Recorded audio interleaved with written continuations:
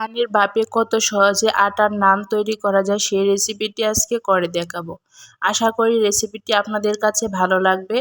যদি ভালো লাগে তাহলে চ্যানেলটি সাবস্ক্রাইব করতে ভুলবেন না। আটার নান বানানোর জন্য প্রথমে আমি এখানে 1.5 কাপ পরিমাণে আটা নিয়েছি। এখন এর মধ্যে দিয়ে দেব সামান্য পরিমাণে লবণ আর দিয়ে দেব 1/4 কাপ গুঁড়া দুধ। আপনারা গুঁড়া দুধটা চাইলে স্কিপ করতে পারেন। এখন এর মধ্যে দিয়ে দেব 1 চামচ চিনি, 1 চামচ ইস্ট। এখন শুকনো উপকরণগুলো ভালোভাবে মিশিয়ে নেব।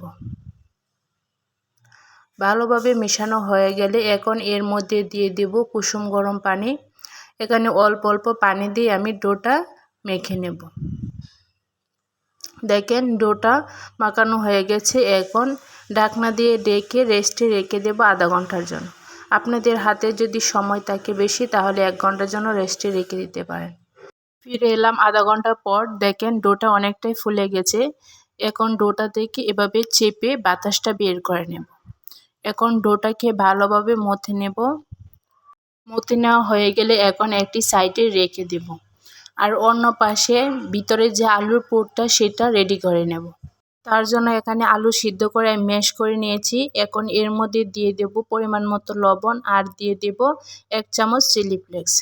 এখন দিয়ে দেব সামান্য পরিমাণে ভাজা জিরা গুঁড়ো আর দিয়ে দেব একটা বড় সাইজের পেঁয়াজ কুচি করে নিয়েছি।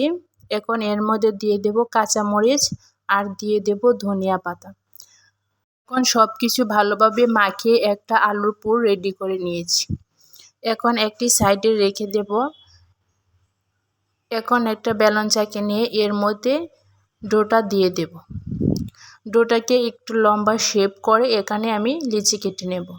তাহলে রুটিটা বানাতে একটু সুবিধা হবে। এখানে ডো থেকে আমি 4টা লিচি কেটে নিয়েছি। এখন বাকি লিচিগুলো এক সাইডে রেখে একটা লিচির মধ্যে এভাবে রুটির মতো শেপ দিয়ে ভিতরে পুরটা দিয়ে দেব।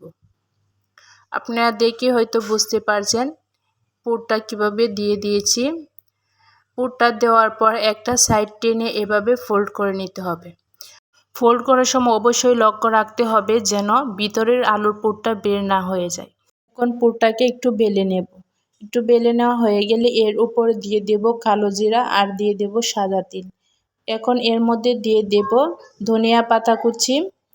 ধনিয়া পাতা কুচি দেওয়া হয়ে গেলে এভাবে বেলন দিয়ে একটু টেনে টেনে লম্বা শেপ দিয়ে রুটিটা বেলে নেব। দেখেন রুটিটা বেলা হয়ে গেছে।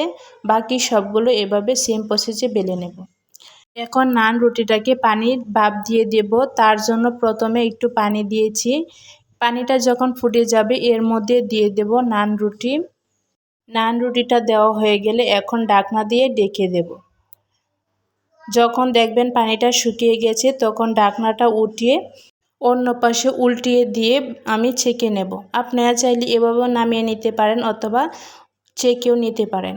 এখন এর মধ্যে দিয়ে দেব সামান্য পরিমাণের ঘি। ঘি দেওয়া হয়ে গেলে আবারও উল্টিয়ে উপর পৃষ্ঠে দিয়ে দেব সামান্য পরিমাণে ঘি দিয়ে এটাকে নামিয়ে নেব। দেখেন কত সহজে হয়ে গেল ভাপের তৈরি নান রুটি। রুটিগুলো খেতে অনেক মজার। আর এই নান রুটিগুলো কোনো কিছুর সাথে খেতে হয় না। আপনি শুধুই নান রুটিগুলো খেয়ে নিতে পারবেন। আমার রেসিপিটি আপনাদের কাছে কেমন লেগেছে কমেন্টে অবশ্যই জানাবেন। আর যদি ভালো লাগে তাহলে লাইক শেয়ার করতে ভুলবেন না। ধন্যবাদ সবাইকে।